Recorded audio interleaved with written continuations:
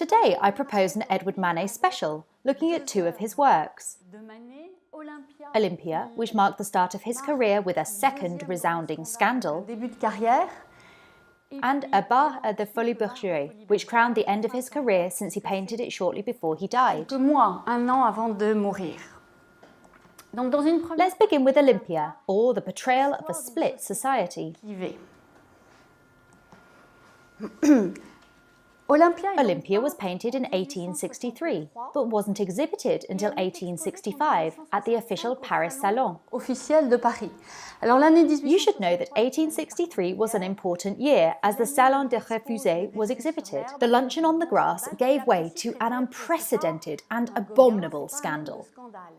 Manet wasn't a Paul Gauguin. He wasn't one for scandals. And despite his notoriety being built on scandals, it was neither his style nor way of being. Manet respected the salon and always embodied a form of bourgeois conformism. Olympia was revealed in 1865 at the salon, probably thanks to the intervention of a certain Louis Lecoz of the jury. This medical doctor and great art amateur was probably responsible for its admission. But the scandal was absolutely huge. People spoke of epidemics of mad laughter. It was seen as a joke. Manet was a public laughingstock who had simply the desire to be the centre of attention. Some even named Manet the Marquis de Sade of painting. But when you were actually acquainted with the artist, a whole different story emerged. Louis Offray, the French art critic who we will return to again later, wrote, "Never has painting excited so much laughter, mockery and catcalls as this Olympia. On Sundays in particular, the crowd was so great that one could not get close to it." And yes, according to critics, people went to see Olympia as if they were going to the circus, to be entertained by deformed bodies, to guffaw, to be in stitches. For the most part, this public lynching of hitting the canvas with an umbrella or cane was adopted by visitors. As a result, the painting was immediately removed and hung higher up on the rails, so as to avoid it being destroyed. Although this led to some annoyance as the public were desperate to deface it. I'll take this opportunity to show you Corner of the Salon in 1880 so that you can get an idea of the types of hangings seen in the salons of the time. Paintings were crammed in one above the other, but categorized in a vaguely alphabetical order. In 1867, Manet showed Olympia at the Universal Exhibition in Paris. À l'exposition universelle qui a lieu à Paris en 1867, donc. And, following Courbet's example, opened his own pavilion at Alma to exhibit Olympia for a second time. It was Antonin Proust who said people went there to roar with laughter. They had fun, as if they were at the circus. Manet didn't much appreciate this response to his work and was offended by their mockeries. And so he addressed his concerns to Charles Baudelaire, who was in Brussels at the time. The artist received a response by letter, which is an infamous Baudelairian response. "Do you think you are the first to be placed in this position? Have you more genius than Chateaubriand and Wagner, and did more people make fun of them? They did not die of it. And so as not to make you feel proud of yourself, I shall add that these men were exemplary, each in each own genre, and in a world which was very rich, while you are only the first in your decrepitude of your art. I hope you don't take offence at my treating you thus, without ceremony. You know the friendship I feel for you." Encouraging. But what does he mean when he says Manet's art is decrepitude? Here are two interpretations. Firstly, when he wrote, "You are only the first in the decrepitude of your art," he could be understood as referring to academic art's decay. For Baudelaire, Manet is the best academic artist. He produces academic nudes, which, importantly, is a mode in decay. Nevertheless, I am tempted to suggest another reading. "You're the first to be in the decrepitude of your art" could instead mean "You are the first artist in the art of decrepitude." In Baudelaire's decoded language, Manet was hailed as being the first modern artist. Modern art was, for Baudelaire, the sublimated decrepit. It was an art born from a dialectic between what he called the fugitive, the transitory, the contingent, and that through a dialectic process, the eternal, the immutable, and the beautiful could be reached. A Baudelairian beauty was one that shot up from the mud, emerged from the sewers. Its modernity was dual, amphibian. Cette beauté éternelle. Quand il parle du poète moderne, il va écrire un texte, le poète moderne. In his famous poem The Ragpicker's Wine, Baudelaire compares the ragpickers to poets. Yet this same ragpicker, this hero of the Parisian street mud, is, according to Baudelaire, the one who collates the annals of intemperance, the shambles of waste, as young poets did. Should we then conclude that the modern artist, just like the ragpicker, is a collector of fragments and waste? Well, my objective will be, after T.J. Clarke, to show you that Manet's painting was indeed shambolic, composed of fragments and debauchery, which explains the infamous quote, "You are only the first in the decrepitude of your art." In the famous article Painter of Modern Life, Baudelaire challenges painters to represent prostitution, and this might have been the challenge Manet was taking on with Olympia. Ici avec Olympia, vous allez le voir. The letter might have, in fact, been an indirect way of proclaiming Manet as a Baudelairian painter, that is to say, a modern painter. Baudelairien, c'est-à-dire le peintre moderne, vous allez voir ça. Proving this argument will be our objective for today. Les critiques, comme d'habitude, qu'on analyse, il y en a 80 à peu près de critiques dont on dispose aujourd'hui, et j'en ai pris des petits extraits que je ne cesse de vous citer. Et on parle de la composition. Monsieur Manet, one critic wrote, "Monsieur Manet has so pulled her out of joint that she could not possibly move her arms and legs." Remember what we said about academic painting? It needed to emulate liberal arts using a particular rhetoric, the art of interweaving words to form a discursive body. Un corps discursif. Vous avez la même The same notion should be applied here. You should have a painting that interweaves the elements of the body to form a living body. It needs to display a pictorial rhetoric. But here, the body doesn't move. Instead, it is pulled out in a decoded language. It is supposedly badly composed. Other critics speak of this naked woman as if she were an animal, a sort of female gorilla, apes on a bed.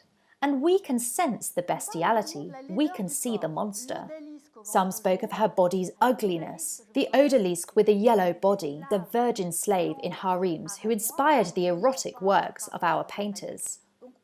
Most importantly, some critics spoke of a body where shadows are indicated by stripes of black of various widths. A coal lady, a grotesque in India rubber outlined in black. She is the embodiment of filth. Why choose unclean women as their models and, having done so, reproduce even the filth which clings to their contours? Manet spread his paint thickly, using this ointment to reveal darkness amid the body's creases. The shadows under her armpits, arms, hands and crotch are as dark as the bodies of coal miners. Therefore, people urged Olympia, poor woman, to go and have a wash. Charles Albert Darnoux, who is better known as Bertholle, created a spoof illustration of Manet's work called Manet, or The Wife of a Cabinet Maker, and wrote that the moment chosen by the great colourist, and not the great draftsman, I remind you of the rule of the primacy of drawing over colouring, is when this lady is about to take her bath, which appears to us as being highly required. Worse was yet to come when people saw his painting of Christ, and this time they also spoke of a dead woman in an advanced stage of decomposition, of a cadaver straight from Paul Niquet. But who was Paul Niquet? Paul Niquet was a nickname for a slaughterhouse, which was also called Slaughter Nick, meaning the most sordid brothels for prostitution, the lowest of the low, right at the bottom of the brothel hierarchy, where the pierreuses were active. The pierreuses were girls who took on as many clients as possible, and for only a few nickels and dimes, they catered ragpickers, idlers, drunkards, and the porters of les halles. Les matelots et les forts des halles en particulier. Donc, on a reconnu notre Olympia, la voici. Our pierreuse is Olympia, the foul beast from the prostitutional menagerie. Dans la hiérarchie prostitutionnelle. Quant au chat, As for the cat depicted here on the right, the art critic Théophile Gautier noticed its muddy paws, and another spoke of the filthy imprint of its paws, while a third noticed how the fat tomcat meowing at her feet left its marks at the contours of this belle personne, after having rolled on a coal heap. So what you can see here is a coal lady and her sooty cat, who are seriously encouraged to go and have a wash. I'll point out one more type of critical reaction that is worthy of attention, which is of those who were dumbfounded and voiced scathingly negative responses to the painting. They spoke of an unspeakable, shapeless, inconceivable, and indecipherable painting.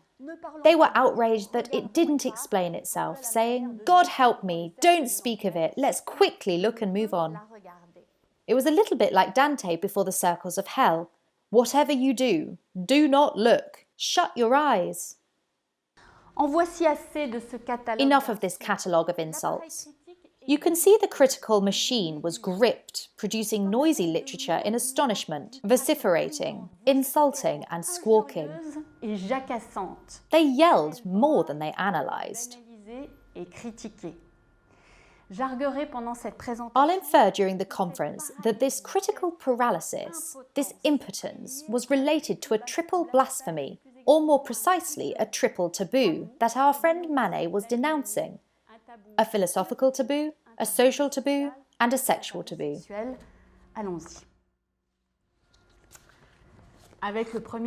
Let's begin with the first of our three taboos, that of philosophy.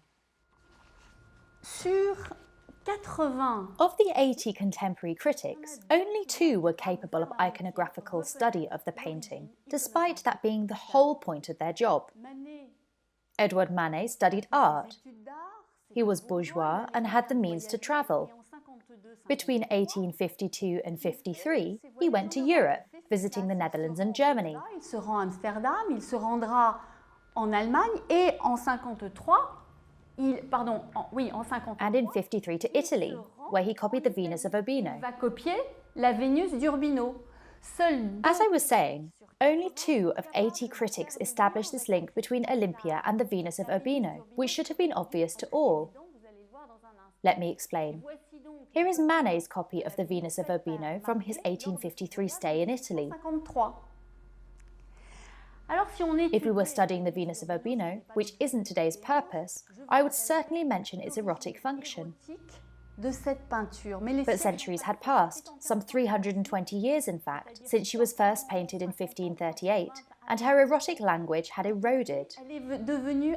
Rather, her pictorial language had become a paragon of academic nudes. She was derived from Giorgione's Sleeping Venus, which means that an affiliation probably occurred between one Venus and the other before we even get to Olympia. Let us now put these paintings side by side, because when we see them like this, the link is obvious.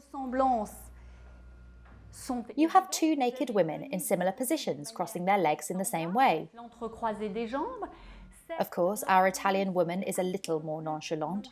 Her head is cast down and her hands are smoother, while Olympia is more rigid and poses with a firmer hand.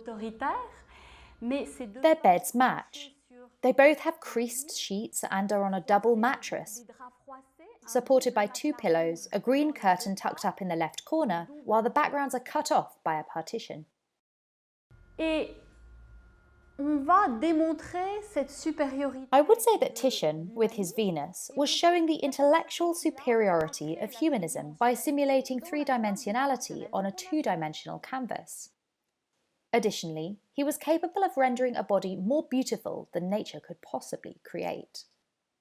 In order to magnify this fictional 3-dimensionality and the extraordinary depth of his canvas, he even includes this little window that reveals a faraway landscape, almost in the manner of a veduta.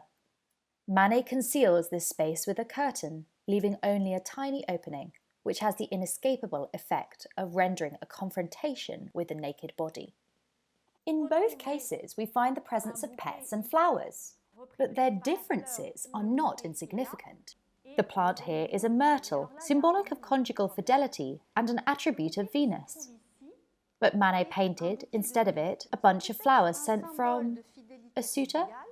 Goodbye to conjugal fidelity symbol, since Manet depicted the exact opposite.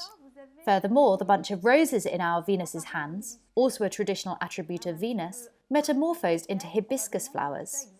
In Paris, a hibiscus was considered to be erotic, but a little artificial, as you would have needed more warmth than what the traditional Parisian climate had to offer. Remember that the figure of prostitution in the 19th century is the artifice of love, and the hibiscus becomes its attribute. In regards to the pets, the dog, a symbol of conjugal fidelity, is quietly sleeping at the bottom of Venus's bed, whereas in this instance there is a cat with his fur sticking up.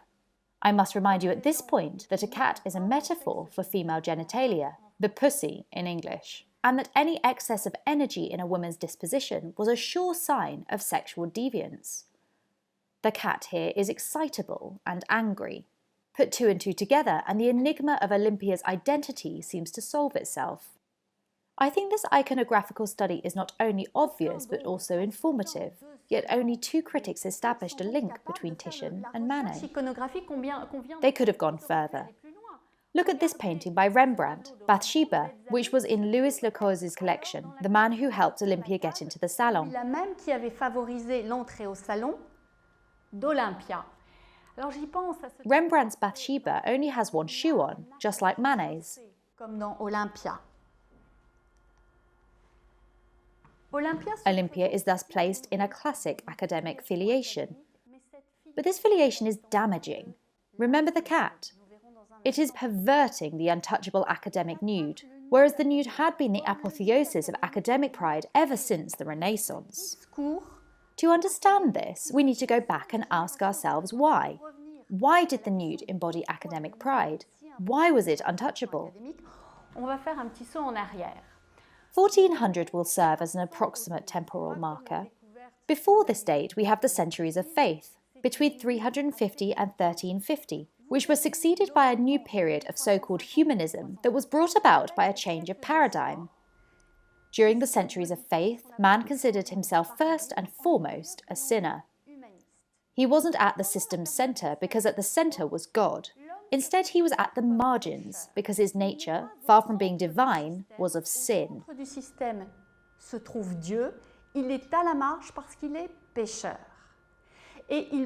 Mankind produced great works and beautiful objects, but often to fulfill a function, and this function was to transmit the holy message of the liturgy.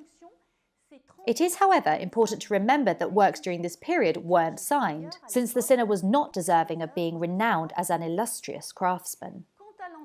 And as for thoughts about antiquity during this time, it was despised. When man wasn't trying to destroy it, he was at least trying to forget it. The years of the Roman Empire's conversion to Christianity were great periods of iconoclasm, as well as the prohibition of antique rites under Constantine and Theodosius I. By the 1400s, there was, as I was saying, a change in paradigm, brought about by the ascent of humanism.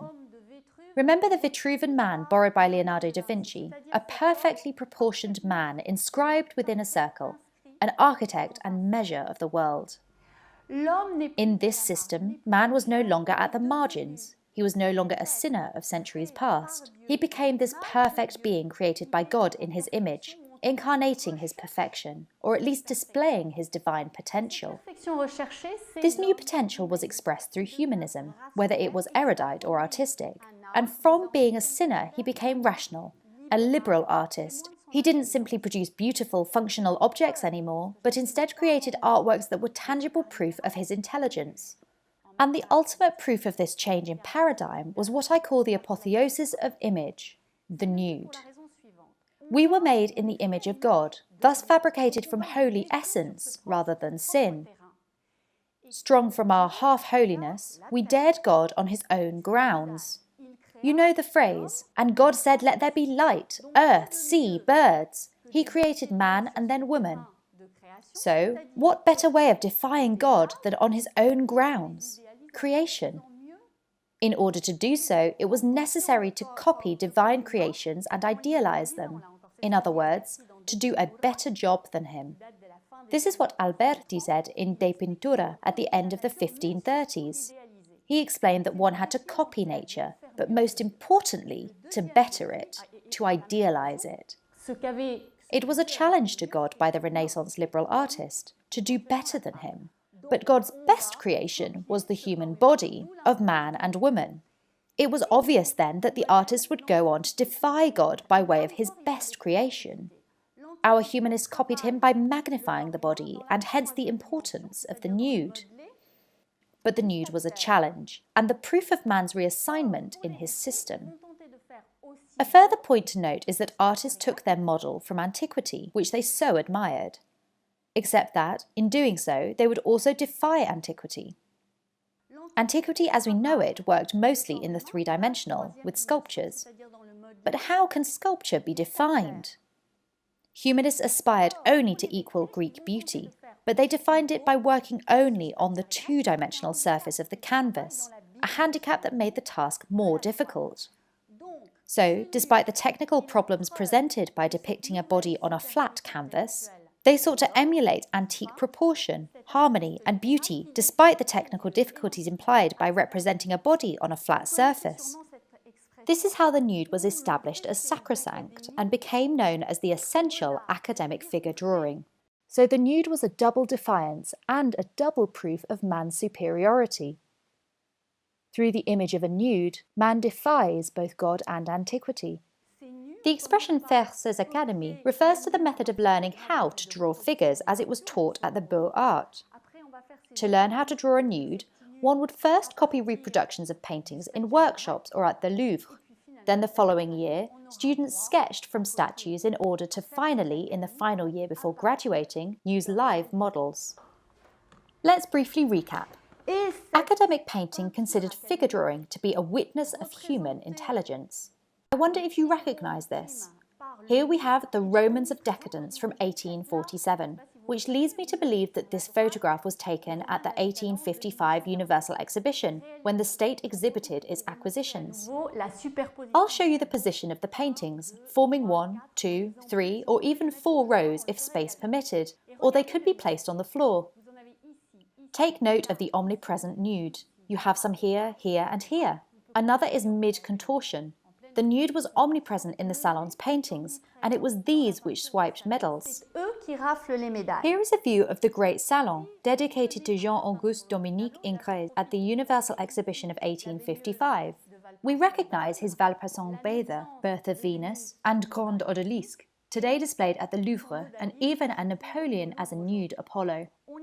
Our academics were extremely proud of these nudes since they testified to academic men's superiority. In 1865, that is to say the year of the Olympia scandal, the state bought its normal number of paintings at the Salon. In addition to the portrait of Emperor Napoleon III, this time clothed, here are 2 shots of some of the purchases, 8 of which were nudes. You have a nude, another nude, a nude again, and another. Whereas here there is a little more chastity, displaying Adam and Eve who have become conscious of their nudities since being banished from paradise and ended up getting dressed. So why was a painting like Olympia so shocking? Perhaps it was no more than one nude amongst many others. Or maybe not. The word nu in French is confusing. You would say to a child, don't run around in the nude, in the same way that you would speak of the figure drawings. But if common French had the same precision as English for this matter, there wouldn't be this confusion. We'd say nude for the academic nude, and, like in English, we'd say naked for the state of undress. Sure, there is déshabillé to mean undress, but it isn't used often. It's exactly what Kenneth Clark wrote at the beginning of his formidable work, The Nude. The English language, with its elaborate generosity, distinguishes between the naked and the nude. And he continued, the word nude, on the other hand, carries in educated usage no uncomfortable overtone. But the equivocal duplicity of the term nu in French similarly refers to both the nude and the naked. The great masters of academia and critics remind us of the rules of the nude. Let's begin with Maxime Duchamp, who says, art should have no more sex than mathematics. And of the nude, he says that it is the abstract being, and thus it must preoccupy and tempt the artist above all. But to clothe the nude in immodesty, to give the facial features all those expressions which are not spoken, that is, to dishonor the nude and to do something disputable. Lemonnier, in 1870, also gave his version of the rules for nudes. The nude is not the same as the undressed, and nothing is less nude than a woman emerging from her pair of drawers or one who has just taken off her chemise. An undressed woman is therefore not a nude, an absurdity of common French, as we use the term interchangeably. The nude has modesty only if it is not a transitory state. It hides nothing because there is nothing to hide.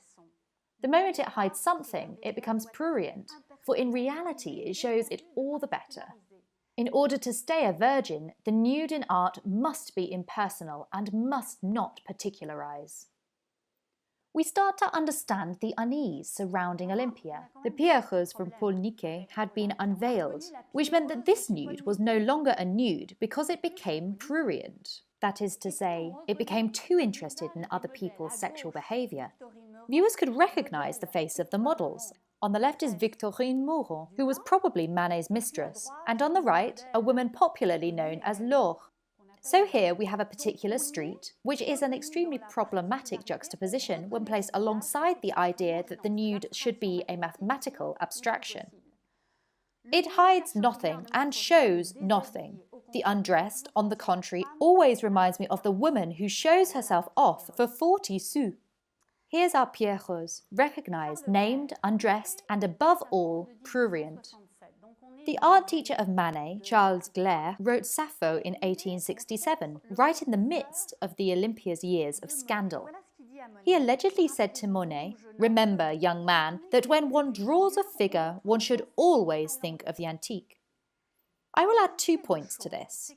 First, that in order to paint a nude rather than a naked figure, it is better to rely on a stylistic distance that comes with the fini, the smooth finish of academic painting. Remember that when the trace of the paintbrush is visible, matter also becomes visible, and priority is given to matter above image. However, what academic painters were looking for was a perfect illusion. Materiality was a reminder of the physicality, which meant, in the context of the nude, the state of undress and the exposure of flesh. So, when painting a nude, it would absolutely have to respect a finished and smoothed out academic style. Second, one would have to distance themselves from the subject in order not to recognize women from the streets. Gleyre spoke of the antique, but in fact there were 2 possibilities. Temporal distance could be created using the 2,000-year-old antique nude as a model, or geographical distance could be created by using the Orientalist figure and its faraway harems. Now, let's continue with Alphonse Lecadre's reclining nude. Une peinture de nu n'avait rien à cacher lorsqu'elle était bien faite et académique. Parle avec beaucoup d'admiration de It was the same Lemonnier who said that an academic nude had nothing to hide. d'un certain Lecadre. Je suppose que c'est celui-là. The breast is well realized. One sees its lassitude, the mark of embrace upon it, the traces of kisses, and the breast hand down, pulled out of shape by pleasure. Therefore, I find it difficult to follow Lemonnier's logic. He wrote that the nude was a mathematical abstraction. Therefore, my question is simple. Can you embrace a mathematical abstraction? But something here isn't quite clear to me. While Duchamp wrote art should have no more sex than mathematics, he also added, Monsieur Ingres has treated nudity in all its splendor, and never in a single trait has he strayed from the purest chastity. Once again, these very chaste paintings were being judged. Let me remind you of the conditions of Venus's birth, represented in the Venus Anaiodomene. Venus was brought into being by way of an almost immaculate conception. She was born from Uranus, whose genitals had been sectioned by his son and thrown into the sea. The genitals subsequently boiled and discharged a foam that was none other than his seminal fluid, and from this, Venus was born. All of this is chaste, of course, and displaying a smooth academic style supplied by mythical discourse. Depictions of Venus Anaiodomene were popular with the public and the state, who, judging by their register of 1865 or 1879, had many in their collections. Here we have William Bouguereau's version from the state's 1879 acquisition. It was admired and he was a regular salon medalist, of course. Soit une médaille. Je vous en ai donné la version ici à gauche. Mais there is another critic whose writing concerns the great Cabanel and his nymph abducted by a satyr. Monsieur Cabanel is one of those who stays true to the noble quest for the pagan ideal. Monsieur Cabanel has stopped at just the moment when the work would have lost its nobility. It would be right before it lost its nobility. I remind you that abduction was a recurrent euphemism for rape, as with the abduction of Europa. To be more precise, Zeus abducted her, charmed her, and then raped her. So here we have a satyr abducting a nymph. Didn't Cabanel show the moment right before the rape? Luckily, Cabanel stopped in time, and its nobility was preserved. In 1863, that is to say the year Manet dealt with the scandal surrounding the luncheon on the grass and painted Olympia, Cabanel presented the birth of Venus at the Salon and won a medal. Alexandre Cabanel présente au salon avec un grand succès puisqu'il remporte une médaille. Here is what Théophile Gautier had to say about this. Her divine body seems moulded into the snowy form of the waves. The tip of her breasts, her mouth and cheeks are tinted with an imperceptible nuance of pink. The only thing that interested him was form and shades of pink. A drop of the crimson ambrosia spills in this silver and vaporous substance, of which you know the seminal origin. Still on the same subject, Monsieur Cabanel écrit, Louis Offray, who was so critical of Manet, wrote that Cabanel charms and seduces without exciting desires. What we admire here is the elegance of form, the correction of drawing, the finesse and freshness of the colouring. It's less nature than the Pearl by Baudry, but it's more purely poetically beautiful. So continuously, it was the academic form of drawing rather than the form of the flesh that was admired in the various births of Venus. Mais surtout pas les formes de la chair. Here is the painting Offray was speaking of. From an iconographical point of view, we recognise a birth of Venus. She's in the nude, placed by the water near foam and shells. All her attributes are present. It is titled The Pearl and the Wave, more or less referencing a distant Persian text. Un lointain texte persan.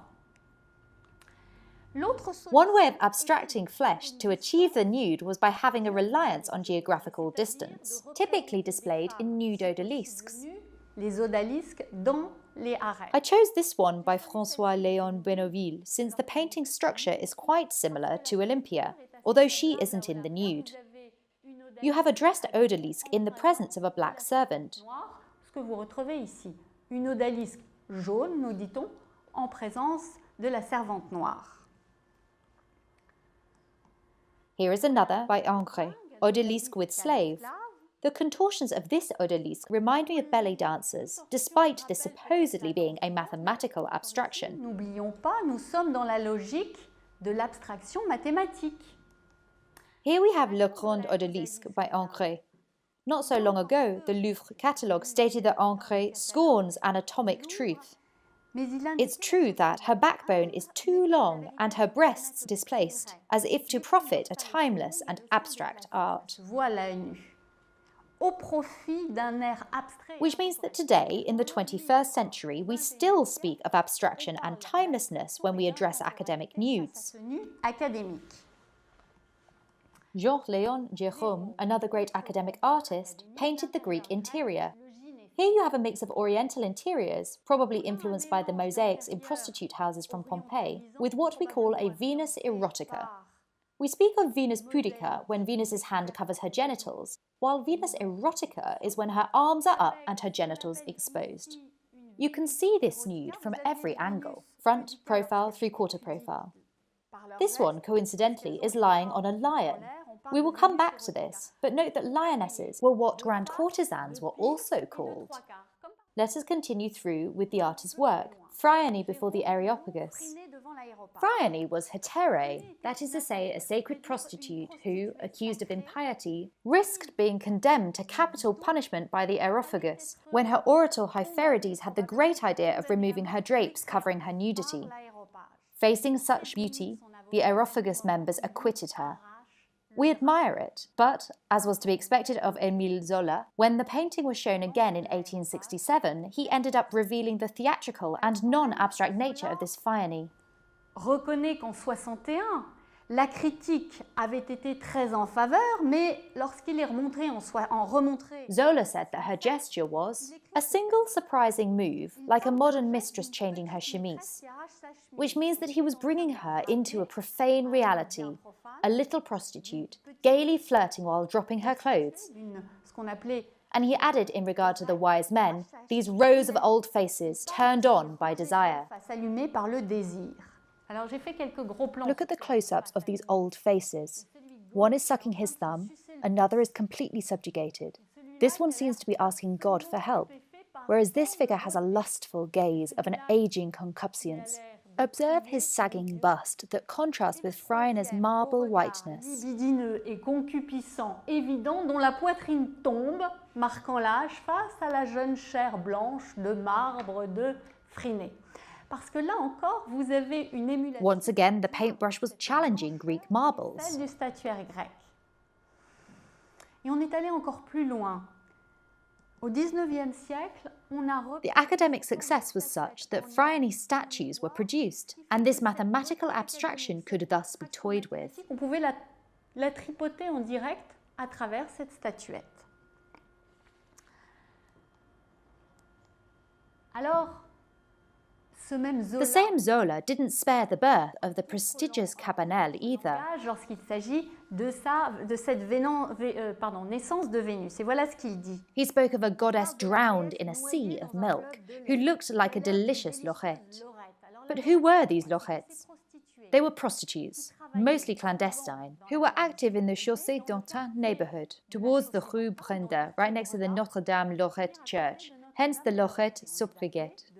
Zola recognized here the delicious lorette, not of skin and bone, it would be too indecent, but a sort of pink and white almond paste. Academic art had become pastries and cream. For supposed liberal art, it's quite daring. What Zola was denouncing is obvious. Our academics hid their lorettes in pink and white almond paste settings. We shall end now with Castagnery, a critic who was close to the realists and who attacked Baudry's Venus. And how much better this beautiful lady, she with the looks of a Parisian modiste or milliner, would look upon a sofa after living so well in her luxury apartment on the Chaussée d'Antin. What was a little Parisian modiste doing here? Very often, to compensate for financial insufficiencies, these little milliners, laundrywomen, called trottins, would between two deliveries practice clandestine prostitution. So here she is. She can't feel quite comfortable on this rock, near all those painful pebbles and sharp-pointed shells.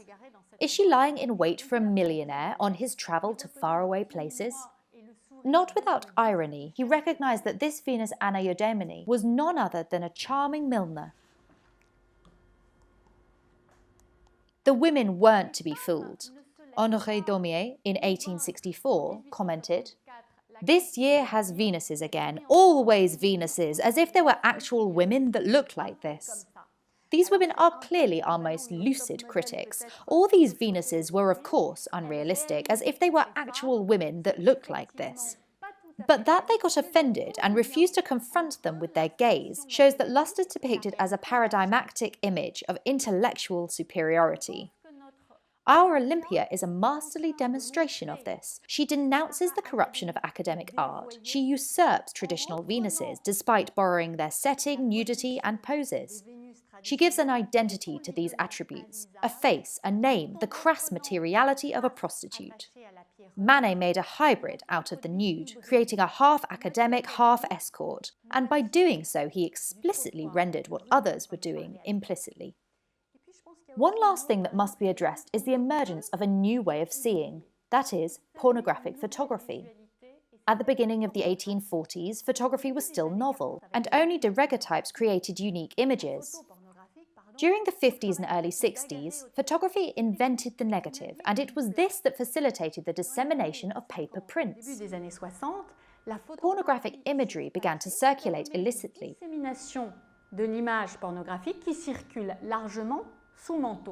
Here you have a photo from the Register of Convicted Persons for Customs, a certain Augustine Guy called Depurro. Look at her position, leaning on both cushions. Do you not recognise her? She looks rather like Manet's Olympia, does she not? And this one, Félix Jacques Moulin's reclining nude, smiling. Manet might well have seen this kind of photography. Indeed, it would be surprising if he hadn't. It was a new way of seeing in the field of his discipline, and there was really no reason for him not to have a little look. His Olympia is simply reversed. Although her head is held a little higher, the position of her legs and her stance are very similar. Despite being left without proof, we are certain that Manet saw this new visual resource while painting his Olympia. Why wouldn't he have? He who took on the Baudelairean challenge and painted Parisian prostitution as a modern painter. Je suis assez persuadée que Manet a regardé cette visualité pornographique lorsqu'il a fait son Olympia. Alors, I hope I have convinced you that academic vocabulary was tortured, since it tried to touch upon sex at the same time as simulating mathematical abstraction. However, the message is clear. The academic nude exudes desire. Manet, with Olympia, denounced how old-fashioned the genre was. The vacuity of the paradigmatic image was supposed to incarnate the intellectual superiority of man. He denounced a hypocrisy and a mannerism, which had nothing to hide anymore, other than its reprehensible impulses. I call this the first split, a philosophical split. That is to say, a divide of a given way of thinking, torn between an official discourse of abstraction, of intellectual perfection, and an unassumed, licentious impulse. But these were certainly not unfulfilled, because Paris was nicknamed the New Babylon, which is the subject of our next chapter. On appelle alors Paris la Nouvelle Babylone.